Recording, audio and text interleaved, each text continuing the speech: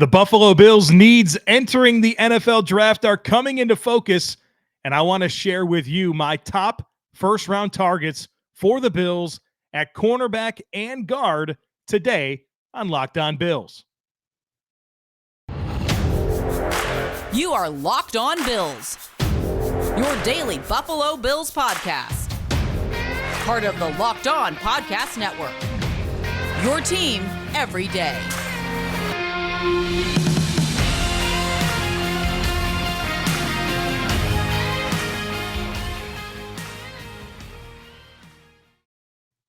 What's up, Bills Mafia? It's Joe Marino from the Draft Network, and I'm your host of Locked On Bills. Happy Friday to you, and thank you for making Locked On Bills your first listen every day, or if you're joining us on YouTube, your first watch every day. Very excited for our conversation today. We are going to start really digging into the 2022 NFL Draft. It is about a month away. And with the major waves of free agency behind us, the Bills' needs are coming into focus. And I think the two top needs for the Buffalo Bills at this point are very, very clearly cornerback and interior offensive line. And with that in mind, on this podcast today, I want to give you my top targets for the Bills at interior offensive line and at cornerback. And if you guys are not familiar with my background, my full-time job is working for the Draft Network, where I scout the players coming into the NFL. I've been doing this work since 2013, and I love it. And so this is a really great intersection for me as an analyst, where the two things that I'm the most passionate about, the Buffalo Bills and the NFL Draft, they collide. And so I'm very anxious to start really giving you my thoughts on this draft, what the Bills need to do, and the players I want them to target that I think would be good fits at good values. And so today we're really going to start that conversation at two positions in particular, interior offensive line and cornerback, focusing in on the guys that I think would be worth pick 25. Before we get there, a couple of newsy items. The Bills re-signed running back, air quotes, running back, Taiwan Jones. 1-year deal. We know who this guy is, right? This is a special teams ace for the Buffalo Bills. He's a key player on all four phases, one of the best gunners in the league on the punt team. And so having Saran Neal and Taiwan Jones as your gunners on the punt team gives you two of the best in the league. And so Taiwan Jones back on a 1-year deal. He's entering his 12th season. That's crazy because this guy was a 4th-round pick as a running back, and he hasn't done anything as a running back in the NFL. In his first 11 seasons, he has 223 total rushing yards and no touchdowns.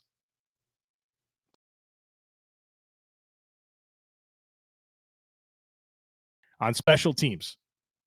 And I love that. You know, we talk so much about the big name players in the NFL, the wide receivers, the pass rushers, the corners, you know, all these playmakers. But we don't talk enough about the guys like Taiwan Jones who have made a living, a 12-year career out of being able to play on special teams. And I just have so much of an appreciation for a player like Taiwan Jones. And obviously the leadership component is really big with Taiwan. You know, he was a special teams captain, and throughout his entire career, whether it's been with the Bills or with the Raiders or with the Texans, his leadership ability has mattered a ton for those teams. And obviously the Bills value that a ton. They value leadership. They value special teams contributions. And that's why they continue to bring back players like Taiwan Jones, entering his age 34 season.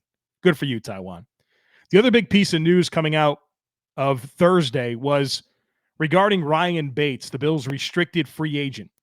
And he is going to sign an offer sheet from the Chicago Bears. And so what happens from here is the Bills have 5 days to match the offer sheet, or he goes to Chicago, and the Bills get nothing in return in terms of draft compensation.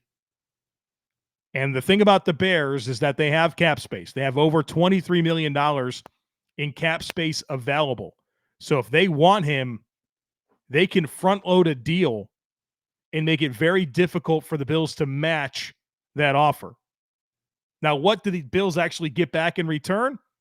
Cap space. Because right now they are allocating about $2.5 million, $2.443 million in cap space for Ryan Bates.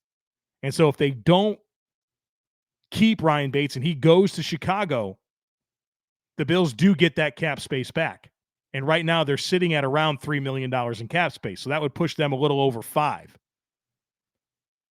And to me, two critical needs remain: corner and guard. And we're talking about starters potentially for a team that we expect to be a Super Bowl contender. They need a starting corner and they need a starting guard. So that's why we're going to talk a lot about the options in the draft here in just a moment. But I do want to mention a couple of free agent options, at least at guard, that I like for the Bills. And I like that they have Greg Mance already on the team. They signed him this past week, and he can be your center guard combo guy, but they still need a guard. And so a few veterans that I think would be worthwhile to consider. Trey Turner. He's a guy that has had some big-time production in the NFL. He's been a multi-time Pro Bowler. Went to Pittsburgh this past year and had a pretty good season. I think he'd be worthwhile to consider as a right guard where he's played his entire career. Michael Shofield is a player that has some guard tackle flexibility. I like him best at guard. He's not one of my favorite players in the league, but he's at least a serviceable guy that has had plenty of starting experience. Will Hernandez from the New York Giants. And tell you what, Will started off his career playing very, very well, and he has just taken a step down, it seems like, every single season. And so maybe he's the perfect reclamation project for a guy like Aaron Kromer. You put Will Hernandez against Cody Ford and say, hey, somebody go win this right guard job. And the other player is veteran Laurent Duvernay-Tardif, the doctor, right? He's been a starter on those Chiefs offensive lines in the past. And I think he spent last season with the Jets, and I think he'd be a worthwhile guy to bring into the fray as the Bills look to round out their offensive line depth. But there's a lot of intriguing options in the draft. We'll get to them in just a moment. But first, it's that time of year again as college basketball's tournament is finally upon us.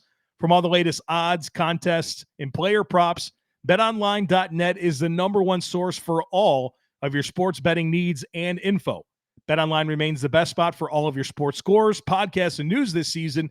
And it's not just basketball. BetOnline is your continued source for all of your sports wagering information needs, including live betting and your favorite Vegas casino games. Maybe you want to bet on the Bills. Well, BetOnline currently has the Bills as the favorites for the AFC East, for the AFC, and to win the Super Bowl. So if you want to get in on that, you can over at BetOnline. They also have Josh Allen as the early favorite for 2022 NFL MVP. So head to the website today or use your mobile device to learn more about the trends and the action, because BetOnline, it's where the game starts.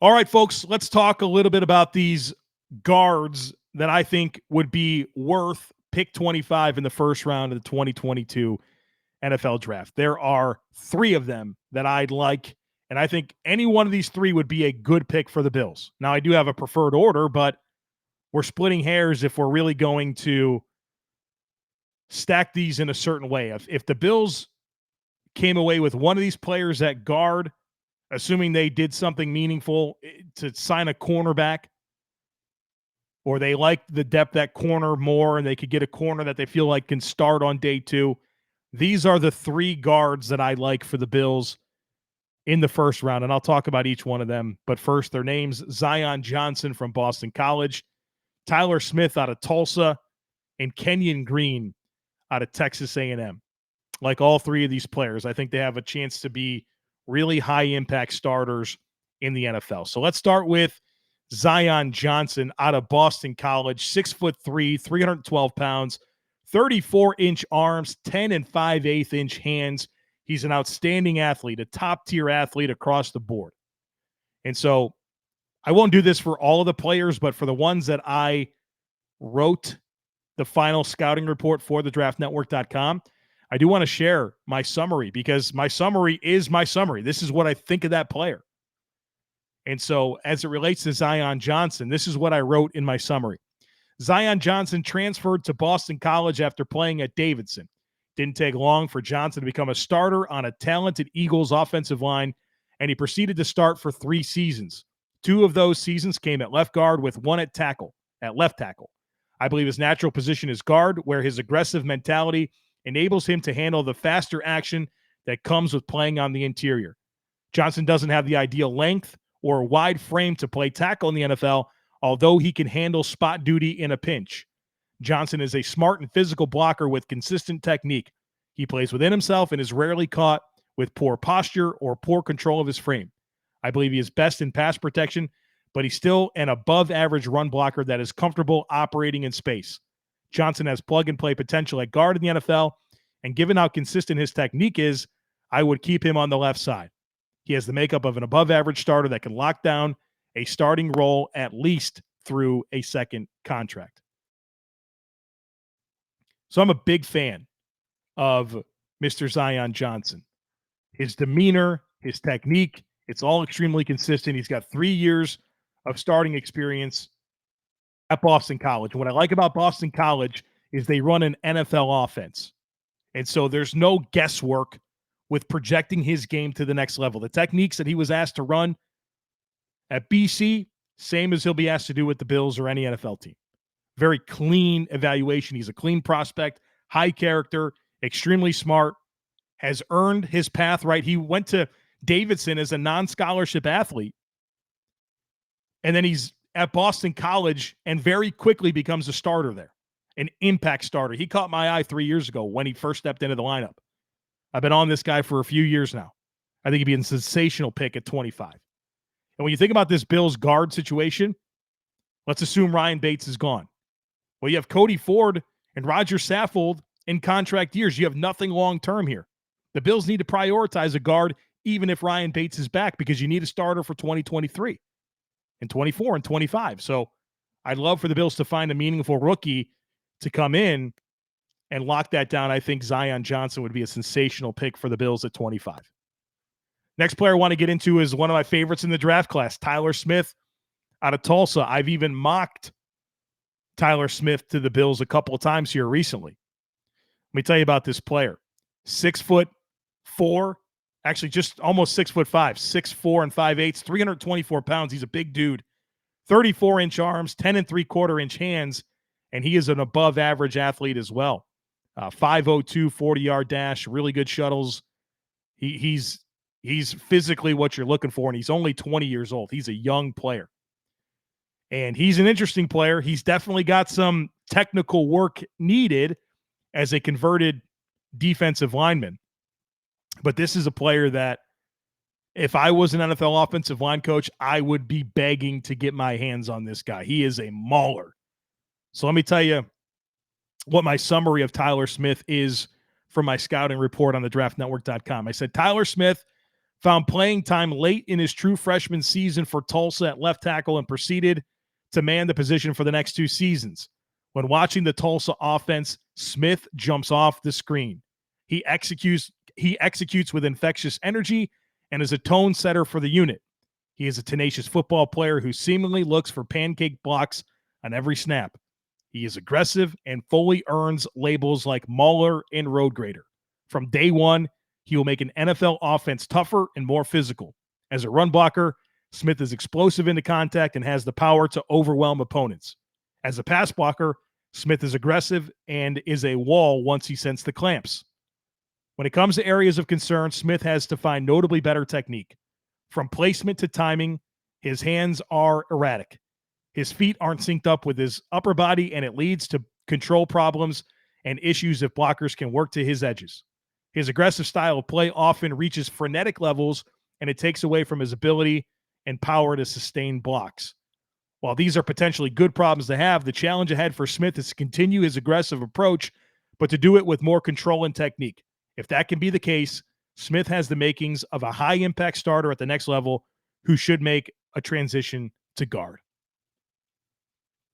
A dream for an NFL offensive line coach. Now, look, I'm completely honest about the technique stuff. His handwork, his footwork, it's a problem. He has a ton of holding penalties. So he's got to find more control and consistency. But his temperament, his size, his athleticism, his power, his age, only 20 years old. This guy has a high ceiling. I think he has one of the highest ceilings of any player in this class, regardless of position.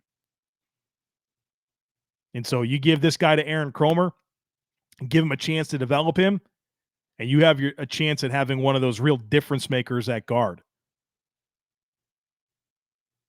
Eric Galko, director of the Shrine Bowl. We've talked about Tyler Smith. He comps Tyler Smith to Zach Martin. That's a big-time thing right there. So I love Tyler Smith. I think he'd be a great pick for the Bills at 25. This guy is going to make your offense tougher. And if he gets the technique stuff down, he's going to be dangerous. The other player I want to mention is Kenyon Green out of Texas A&M. To me, he is firmly the third option here. I like Zion Johnson the best. I like Tyler Smith the second best. And then Kenyon Green, I still think would be a great pick, but he doesn't excite me nearly to the level of Tyler Smith and Zion Johnson. So Kenyon Green, Texas A&M, 6'4", 323 pounds, 34 in an 1/8-inch arms, 10 and 3/8-inch hands, and he's a average to below average athlete in terms of his combine testing. What I like about Kenyon Green is the power. This is a guy that can reset the line of scrimmage, create displacement in the run game. He's got a firm anchor, and he's versatile. He's played literally 5 positions on the offensive line. He's played left and right tackle, left and right guard. So position flexibility, size, power. And he's done it in the SEC. He is as tested as it comes, right? You're in the SEC, you're playing the best of the best every single week, especially in the trenches. And so that power that he shows there, it'll translate to the NFL. What I don't like about Kenyon Green is I feel like he's the least athletic of these options. He's got some heaviness to his feet, doesn't have the best bend, and his lateral mobility is not above average. It's average at best. And so he can win with power and length, but some of the concerns that I have with him stem from just the modest athletic profile. And when you're thinking about the Bills potentially transitioning to a zone-heavy rushing attack, you need to have that lateral mobility. You need to have that range, and I feel like Kenyon Green doesn't have that to the level of a Tyler Smith or a Zion Johnson. Still think Kenyon Green would come in and profile as a long-term starter for the Bills. He's a rock-solid player. There's a lot to like there. But in this pecking order, and that's what we do in the draft world, we rank things, right? We have to rank them. Kenyon Green would be 3 here in this conversation of Zion Johnson and Tyler Smith. I would be willing to bet that at least one of these are on the board for the Bills at 25, maybe 2. And so if that opportunity presents itself, the need's pretty clear here at guard, in my opinion, even if Ryan Bates is back. Saffold's a 1-year thing. You need a long-term starter. You need starters on rookie deals. And I think the Bills will have an opportunity to get that at pick 25 at interior offensive line. We talk about Built Bars all the time in this podcast, the world's best tasting protein bars, but have you tried the Puffs? If you haven't, then you're missing out on one of Built Bar's best tasting bars. Puffs, and I had one just before we started here. This is the Churro Puff. It's delicious. Puffs are the first ever protein-infused marshmallow. They're fluffy. They're marshmallowy. They're not just a protein bar. They're a treat, and they're covered in 100% real chocolate, just like all Built Bars are covered in 100% real chocolate. They're healthy for you. Most Built Bars contain 130 calories, 4 grams of sugar, 4 net carbs, and 17 grams of protein. So many great flavors. They got mint brownie, coconut, raspberry. Great flavors of Puffs as well. The churro. I love the lemon dip cheesecake. So good. They're all delicious, and they're coming out with new flavors all the time. At Built Bar, it's all about taste. They make it taste great first. Then they figure out how to make it healthy, and I don't know how they do it, but they pull it off every single time. I got a deal for you. Go to Built.com. Use promo code LOCKED15. You'll get 15% off your next order. Again, that's promo code LOCKED15 for 15% off at Built.com.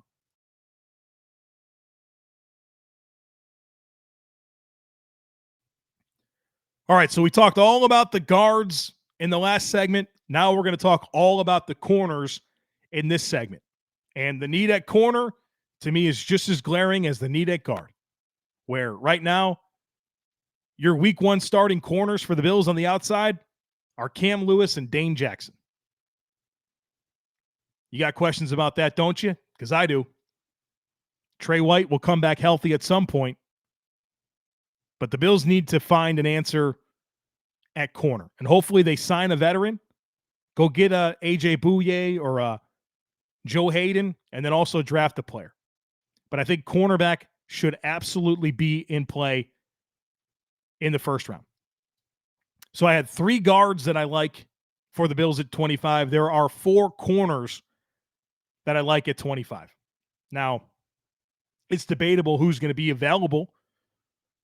I feel less good about these guys being on the board compared to the way I felt about the guards. You know, I think that there's a chance one of these players could be on the board, but not multiple. So the players that I think the Bills should consider at cornerback at pick 25, I have 4 of them. Their names: Sauce Gardner out of Cincinnati, Andrew Booth Jr. from Clemson, Derrick Stingley Jr. from LSU, Trent McDuffie from Washington. That's the end of the list. Now, there's other players that we'll talk about here in a moment. There's a lot of guys that I like in the second round. But in terms of first-round cornerbacks, and look, you should be picky about your first-round players. They shouldn't have a lot of limitations. They should be guys that you profile as high-impact starters. There's not a million first-round caliber prospects every year. I'm going to have about 22 or 23 actual first-round grades on players this year. Now, there's 32 first-round picks. So not everybody is going to get a first-round grade picked in the first round because there's never 32 first-round caliber prospects. That's just how it goes. Now, before I talk about these players, I want to talk about arm length because arm length matters for corners. Let me give you a little metric here. Every single all-pro cornerback since 2010 has had at least 31-inch arms. Every single all-pro cornerback since 2010 has had at least 31-inch arms. Only 3 had less than 31.5-inch arms. Xavier Howard, 31 and a quarter. Stephon Gilmore, 31 inches. Jonathan Joseph, 31 inches. Every other all-pro corner since 2010 has had over 31.5-inch arms. So if you're looking for a high-impact cornerback, well, arm length is important. And so that's going to be something that we talk about here as we work through these cornerbacks, because a lot of the players that I see Bills Mafia talking about as first-round picks for the Bills don't have anywhere near 31-inch arms. And we're talking about a Bills defense that is zone-heavy. And zone-heavy defenses like having cornerbacks with length. It obviously restricts throwing windows, and usually longer-armed cornerbacks are better tacklers because they have a larger tackle radius. That's what the Bills are looking for. Whether you like it or not, that's what they're looking for. And the data indicates that corners with length are the best corners in the league. Now, just because you have length, that doesn't mean that you're going to be a great corner. But all the great corners have great length. All right? It's that simple. So let's talk about these players. Sauce Gardner from Cincinnati, he's probably a top 10 pick. But I still want to talk about him. He ain't going to be there at 25. But is there a scenario where the Bills could move up and get this guy? It's worth talking about. Sauce Gardner, 6'2" 3/4", 190 pounds, 33.5-inch arms, so he definitely checks the box. Ran a 4.4 40-yard dash. He's plenty athletic. So what I wrote about Ahmad Gardner. Sauce Gardner was a wiry, 160-pound high school recruit that was overlooked by the top Big Ten schools in the recruiting process, but developed into one of the best cornerbacks in college football and a top NFL prospect. Since joining the Bearcats, Gardner has filled out his frame and became a standout starter as a true freshman. Gardner is a long and athletic corner that can function in a variety of coverage techniques, but his best work comes in zone and press coverage. He is a feisty competitor with excellent coverage instincts, and he has above-average ball skills. When it comes to areas of concern at the next level, there could be some drag-down tendencies as a tackler. His high hips elongate his ability to trigger and drive downhill, and he needs to trust his athleticism more and not be so grabby in coverage. Gardner has the makeup of an NFL starter that could claim that role by year 2, if not year 1.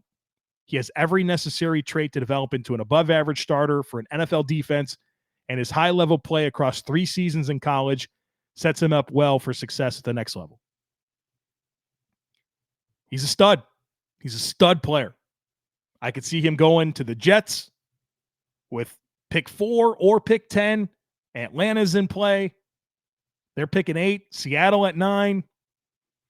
He's going to have a lot of suitors. But if the Bills were to make an aggressive trade up the board, you feel like Sauce would be a player that would interest them. Now, I don't know if they can get, if they want to trade up to 7 with the Giants, go from 25 to 7, you're talking about giving up a lot of stuff. Your first-round pick next year, it's gone. Probably your second-round pick as well. You're probably going to have to give up 25, your first-round pick next year, 57 this year, and probably a fourth-round pick next year. It's going to be a lot to get up that far. But this would be the guy that I would anticipate being the target if the Bills were to move up the board. I wouldn't support it at all. I would not have a lot of love for that move. But just to be honest and transparent, this would be the player I would anticipate a move up the board for. Let's talk about Andrew Booth Jr., one of my favorite prospects in the class out of Clemson. 6 foot and a quarter inches, 194 pounds, 31.5-inch arms, so he checks the box. We're not going to get athletic testing on him. He's got a core muscle injury and I think a quad injury as well. But I'll tell you what, you watch his tape, I've got 0 questions about his athleticism. This is what I wrote about Andrew Booth. Andrew Booth Jr. came to Clemson with a 5-star recruiting status and as an academic standout. His contributions to the program met expectations. He offers an exciting blend of size, athleticism, instincts, physicality, ball skills, and competitive toughness that gives him the makeup of an impact starter at the next level. He is a fiery competitor on the field that plays with an alpha mentality. When it comes to areas of growth, Booth Jr. can clean up some missed tackles and improve in zone coverage. While he's never passive as a tackler, there are instances where he leaves his feet with too much distance between himself and the ball carrier or isn't under enough control to finish. In zone coverage, he can do a better job of squeezing routes and coming off his landmarks when necessary. In year 1, Booth Jr. has the ability to compete for a starting role and has the makings of a high-level impact starter by year 2 or 3. He is a versatile player that can execute in any coverage technique and has no matchup restrictions. He could even warrant some situational opportunities to play in the slot given his quickness and willingness to trigger and fit the run closer to the box. Booth's a stud, an absolute stud. I think he'd be a sensational pick for the Buffalo Bills. If he gets to 25 and that's the pick, you will see nothing but praise from me regarding the selection. 2 other players that I think would be worth a first-round pick for the Bills, Derrick Stingley Jr. from LSU, 6 foot and a quarter, 190 pounds, 30 and 5/8-inch arms. So he's sub 31 inches. And as we know, there's been no all-pro cornerback since 2010 that have shorter than 31-inch arms. We won't get athletic testing from him. He's got a Liz Frank injury in his foot. But again, you watch his tape and you really don't have any questions about his athletic ability. Here's the deal with Derrick Stingley. In 2019 as a true freshman, arguably the best season we've ever seen from a college cornerback. And he did it at LSU, which is, the SEC West. They played the best of the best all year long. They won the national championship, all that stuff. But it was 2019. High-level play, the ball skills, the physicality, the tackling, sticky in coverage, he was amazing. The next 2 years weren't that good. He's had injuries. He's had a new coaching staff. After that 2019 team, a lot of that staff left. A lot of those players around him left. New safeties, new corners, slot corner next to him.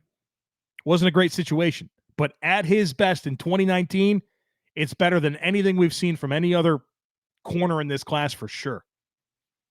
So if I get 2019 Stingley, I get an elite prospect. But the problem is it's been, 3 years since we've seen that.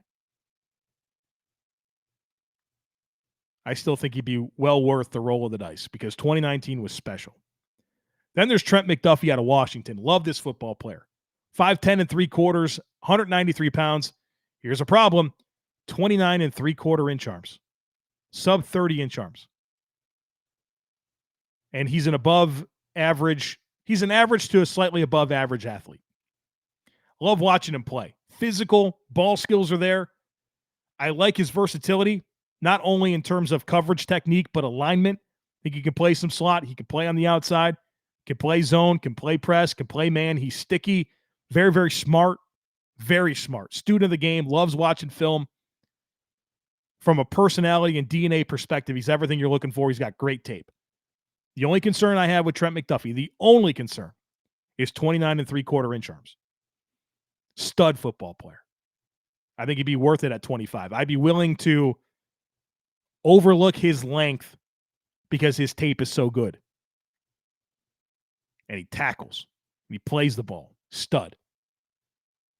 Now, other names that you'll see people talk about in the first round at corner for the Bills, these are all players that I like, but to me, they're not first-round values. Kyler Gordon out of Washington, Roger McCreary out of Auburn, Kaiir Elam out of Florida, Tariq Woolen out of UTSA. And eventually we'll do an entire cornerback primer where I will talk about day 2 players in depth, and I'll talk about day 3 players in depth. But for this conversation, because I'm focusing in on the first-round guys and the players that I would want the Bills to have, I want to tell you why specifically these 4 players are not on my radar for pick 25. Kyler Gordon out of Washington, 31-inch arms.